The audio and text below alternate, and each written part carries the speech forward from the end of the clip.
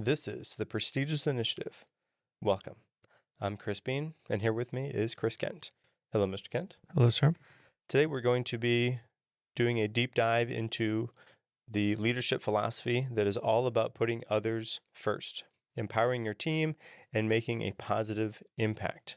And it's called servant leadership. Have you ever heard of servant leadership before? I think I've heard the phrase, but I've never really looked into it. Okay. Yeah, this was new to me just a short while ago, so this will be a good episode. Today we're going to be exploring what servant leadership is, the principles, and how it can transform your approach to leadership. So, to kick things off, let's first define what servant leadership is. At its core, servant leadership is a leadership philosophy where the leader's primary goal is to serve their team and organization. It flips the traditional leadership model upside down. Instead of the leader being the center of attention, they become a facilitator, sort of empowering their team to succeed. Servant leaders prioritize the needs of their teammates, helping them reach their full potential. It's about empathy, selflessness, and committing to the growth and well-being of others. The principles of servant leadership, would be, there's 7 of them. We have listening, empathy, healing, awareness, persuasion, conceptualization, and foresight. Listening. Servant leaders are exceptional listeners. They actively seek input and feedback from their team and value their perspectives. Empathetic. They empathize with the challenges and concerns for their teams. Their empathy fosters a sense of trust and connection. Healing. Servant healers, that's not it. Servant leaders promote a healthy work environment. They aim to heal and mend relationships within their team, resolving conflicts constructively. Awareness. They possess self-awareness, understanding their own strengths and weaknesses. This awareness helps them to lead more authentically. Persuasion. They instead of relying on authority, servant leaders use persuasion and influence to help to influence their team to do the things that they need to do. They build consensus and inspire action. Conceptualization. These leaders have a long-term vision for their organization. They see the bigger picture and then they are able to align their team's efforts accordingly. Foresight. Servant leaders anticipate the future trends and challenges, and then they're proactive in their approaches. Yeah, so, what's the impact of practicing this servant leadership? I think that and research can show and real-world examples show that it leads to a higher employee engagement, higher employee satisfaction, higher team member productivity. When these employees feel valued and supported, they're more likely to go above and beyond. At least, like I said, what the research and real world experience can kind of show us. And I think we can all relate on a certain degree that if someone is willing to put themselves in our same position or to humble themselves and to act as this servant leader, then I would definitely feel more compelled to follow them or want to listen to them or respect them more because they're willing to do all these things and practicing these 7 good principles. And I think that these type of leaders, these servant leaders, create positive work culture where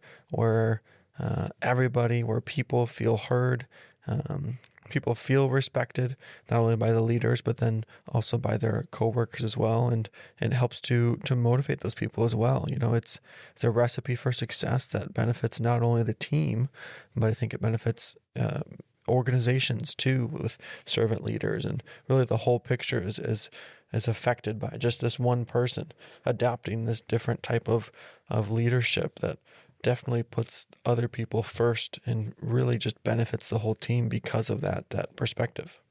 And it's kind of interesting looking back at those 7 principles.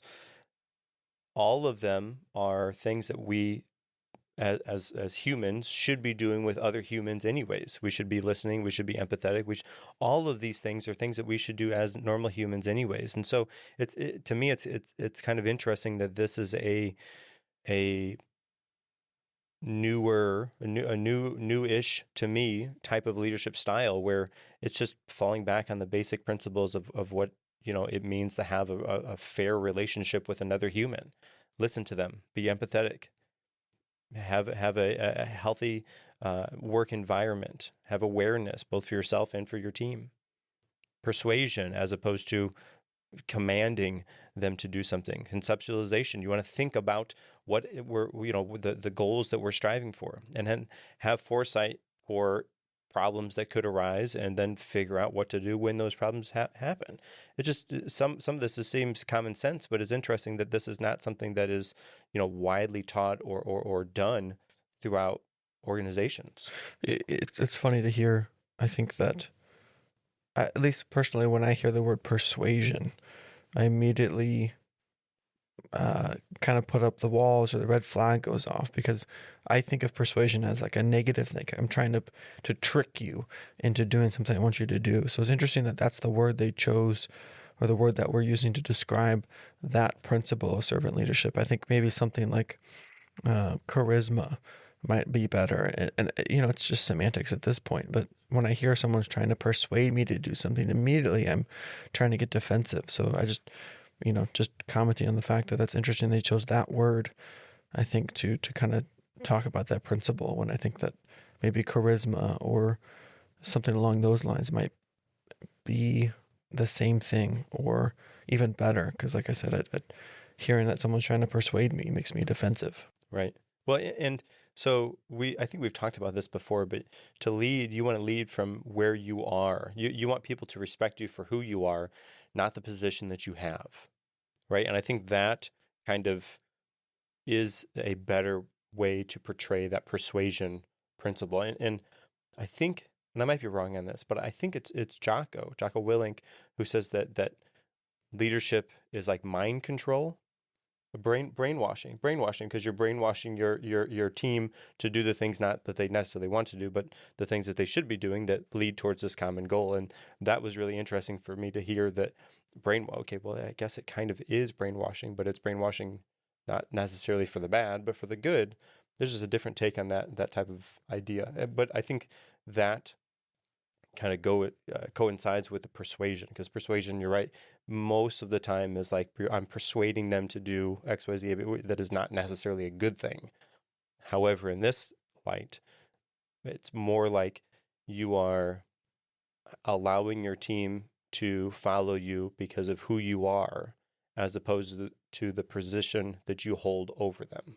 Yeah, and we've mentioned that before too. That last sentence you said, the influence over authority, something that we have learned and something that we try to emulate and perpetuate as leaders ourselves. And, again, I think it's all the same idea. Like, it's just semantics of how they say it. But yeah, I would agree. Yeah, I'm not opposed to that principle. I would probably just find a different word for it. Fair enough. Now, what are some practical steps for this? Well, I've got 5 practical steps for you to start to embrace your servant leadership side. Number 1, lead by example. Number 2, listen actively. Number 3, empower your team. Number 4, provide support. And 5 is celebrate successes. Lead by example. So that was like exactly what we were just talking about. Show your team what it means to be a servant leader through your actions. Let them follow you for the type of person you are, not necessarily that position that you hold over them. Be the example that you want them to be. And then, of course, listen actively. We have a whole series of episodes about how to better communicate with other people. Active listening is high up on that list. Practice active listening to help to understand your team's needs and concerns better. When people are coming to you with those things, don't write them off. Listen to them, and then do your best to do something about them. You have to remember that your position as a leader is different position than where they are. The type of things that they see on an everyday type basis are different than what you see on. And very likely because they're on the ground floor, they're seeing these things. They're noticing these trends towards negative type of things or problems that could arise before you will. And as such, it's important to listen to them when they're bringing these things to you. That way you can help to foster a sense of servant leadership style in your work culture, but also to have them heard. And again, because they're on the ground floor, they're interacting with these things on a daily basis. They're going to be more in tune with some issues that may arise before you will notice them. Number 3, again, was empower your team. Delegate responsibilities and give your team the autonomy to make decisions. You don't want to be the person who's making every decision every single time. If your team isn't able to make those decisions without you, you can never go on vacation. You can never take a sick day. You have to empower your team to do those things. You always want to be working yourself out of a job. Let them take the responsibilities and roles to make those decisions without you needing to know every single detail along the way. Sure, maybe they check in with you and you bounce off ideas or whatever, but let them take the lead and go. And then you're creating other servant leaders throughout your team. Think about how much better that would be if you're the leader of everybody, but everybody has their own, or they are their own leader of somebody else, and as opposed to everybody coming to you, they just go to that person that is one above them. They are able to talk about whatever they need to talk about. The team runs smooth and efficiently, and you're just there to kind of witness or take care of the top level things that really are the things you should be working on anyways. And then, number 4 was provide support, offer guidance, mentorship, and resources to help your team succeed. This goes right along with what I was just saying about working yourself out of a job. Give them the tools necessary for them to succeed and do more than what they're doing now. Now, of course, you have to facilitate a environment that allows them to want those things, right? Because if you just give them those, they're not going to want them. Or you say you have to do them, they're not going to want them. You have to set up an environment where it makes it so they want more. And when they want more, you're there to provide that more for them. And number 5, celebrate successes. Acknowledge and celebrate achievements, both big and small. And of course, you have to do this not just, for yourself, you toot your own horn, but you have to celebrate that person who made those decisions, those small leaders along the way, those small leaders that you created on your team. Something I like about all these steps as we're talking about them is that putting yourself in that servant mindset really requires you to be in touch and engaged, communicating with your team. There's no way that you can be a detached leader. And detached meaning you're not part of the group. You're never checking in. You're not really trying to figure out what's going on. You're just sitting up in your office while everyone's down below there working their butts off. You really need to be in touch with everybody in order to lead them by example, in order to listen to them, in order to empower them, to provide support for them, to celebrate their successes. And, we were just talking with a guest and we talked about how important the communication and the relationships are. When someone is showing interest or someone is coming to you with questions, and you need to go above and beyond and deliver something that is not scalable. You need to go so far that it's unreasonable that you're giving them this much support and this much communication, and obviously as the phrase itself implies, it's not scalable. You can't do that for everybody. But again, these two things kind of correlate where you have to be in communication. You have to be working on your relationships with people. You have to be down in there side by side with them. And for lack of a better word, you have to be caring about them. You need to be able to put yourself in a position where you value them and you value what's important to them, and you're doing what you can to serve them. And, I just like that idea, again, that you can't just sit back and let things happen. You have to be there, and you have to develop these relationships that are going to grow the team, strengthen the team, and then really just bring everybody to a better level. And so, like you said, we had a communication series of episodes, but yet again, communication comes up, and it's something that's important. And so that's why it's also important that we know how to communicate effectively so that we can develop these relationships and find out how to best be the servant leader to other people. Now, of course, as we wrap up today's episode, remember that servant leadership isn't a one-size-fits-all solution, but rather a mindset or an approach to leadership that can be transformative to how you lead. Maybe you are not in a position necessarily where you can do these things exactly.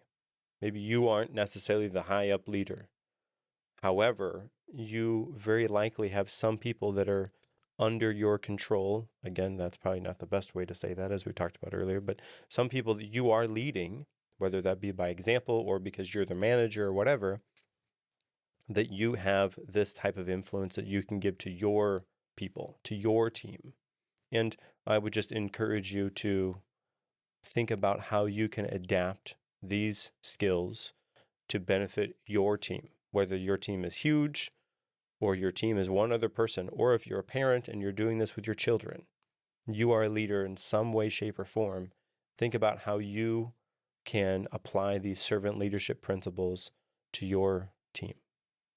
Of course, by putting others' needs first, you'll create a work environment or just an environment that fosters growth, collaboration, and success. So take these principles to heart and try the art of servant leadership on your leadership journey. Thank you for tuning in to the prestigious initiative. If you enjoyed this episode, please subscribe, rate, and leave a review. Your feedback is essential to us. Stay tuned for more insightful episodes on leadership, personal development, and making a positive impact. Until next time, lead with empathy, and remember, true leadership is about serving others.